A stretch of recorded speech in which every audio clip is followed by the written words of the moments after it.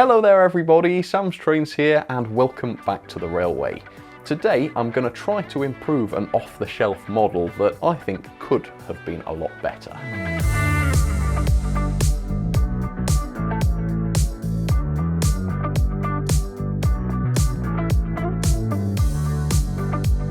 A month or two ago, I did a review of this, the Dapol O gauge 20-ton BR Brakevan, and the model certainly looks okay, I think, from the outside, but it was very expensive, and overall I remember being quite disappointed by it.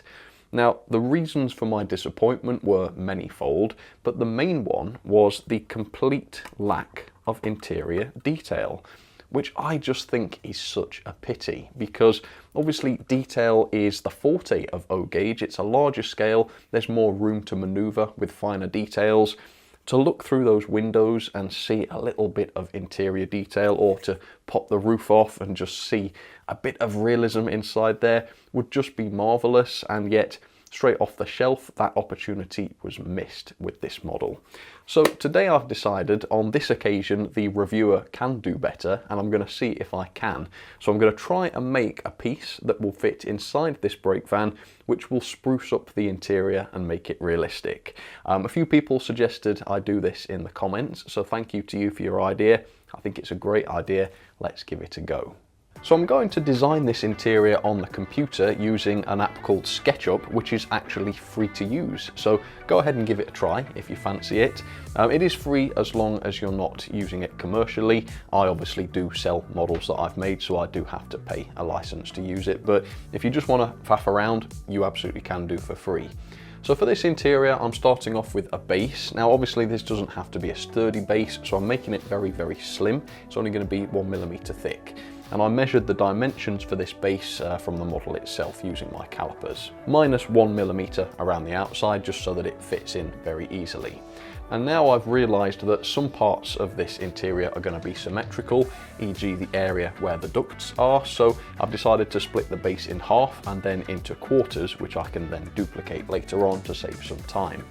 Now for the interior detail, I went online and just googled some images of Brakevan interiors. And I think the design I'm going for is going to be an amalgamation of the different results I found. But all of the images show this sort of seat in front of the ducket, so I'm going to start with that.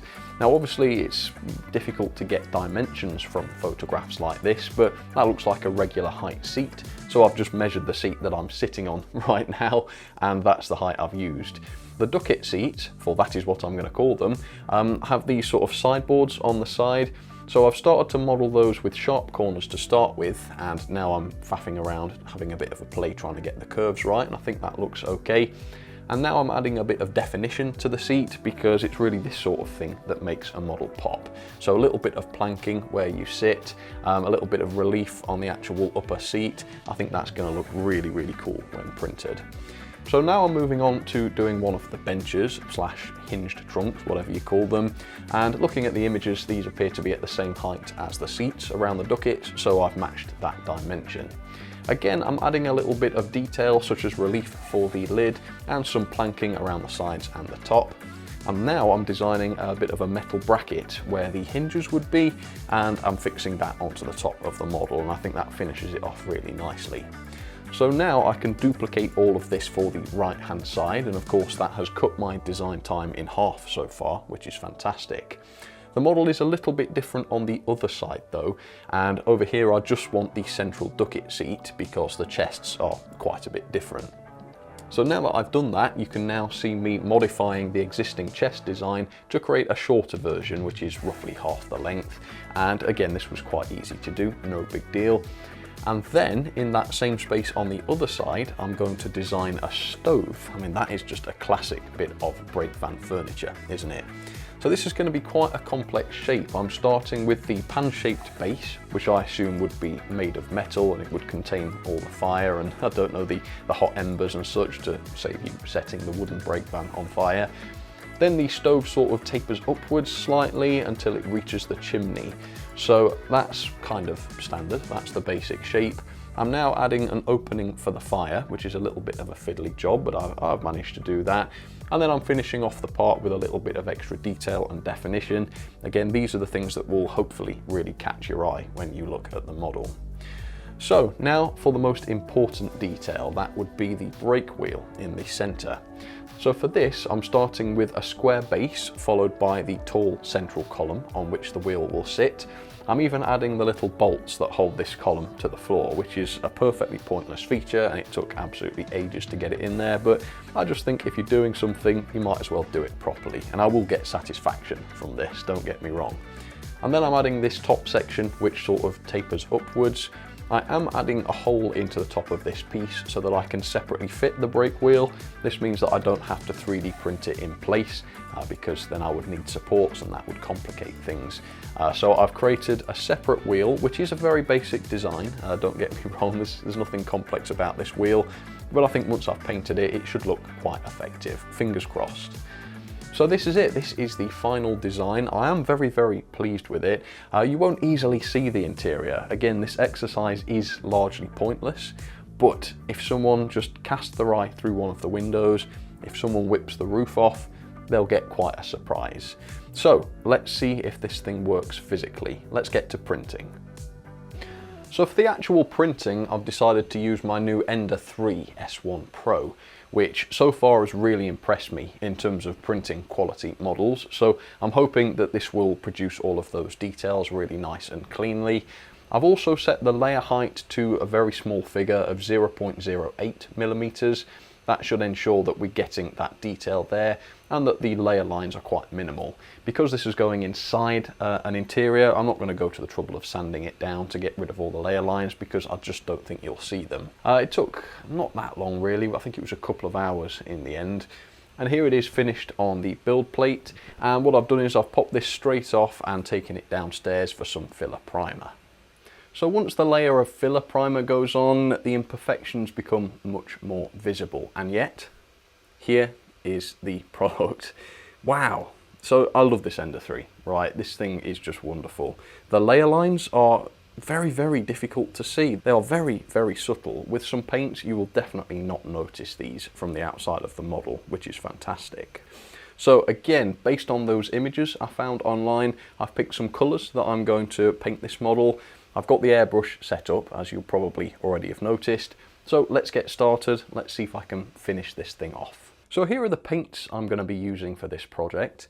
I've got some Mecha Grey primer here, and I'm going to put that onto the brake wheel that I haven't put primer on yet, and that's just so that you can actually paint it and the plastic will take the paint. I've got some fire red here. I'm going to be using that to paint the seats and such. We've got this sort of metallic rusty colour, which I'm going to use for the stove. I think back in the day those would have been painted black, but today, at least under preservation, a lot of those stoves look kind of rusty, so we've got that. Mud brown, that's going to be the floor, just the wood colour of the floor. That's fairly straightforward. And then for the brake column in the centre of the brake van and the wheel itself, I've got some white, which should help those components to stand out. So those are the paints. Let's get started. My first job is going to be to paint the seats red. And so to do that with the airbrush, I've got to mask off everything that isn't the seats. So that goes for the floor, which is quite tricky because the seats and trunks, by the way, yes, I'm doing the trunks as well, they're odd shapes. And it goes for the column in the center where the brake wheel will go, and it also goes for the stove. Now that those are all covered up, it is safe to apply the red. And this is looking really decent. I'm very, very happy with this colour red. It's exactly what I was going for based on the photos. While we wait for that to dry, I'm now going to put some primer onto the brake wheel. Now these brake wheels don't look fantastic. I do think my Mingda 3D printers are better for the finer parts.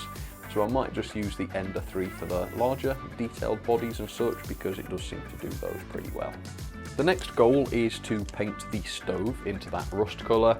So to do that, I am now covering up the seats that I've just painted. I have allowed them to dry a little bit, of course, before putting masking tape on them. Put some of the rust into the airbrush and give that a go.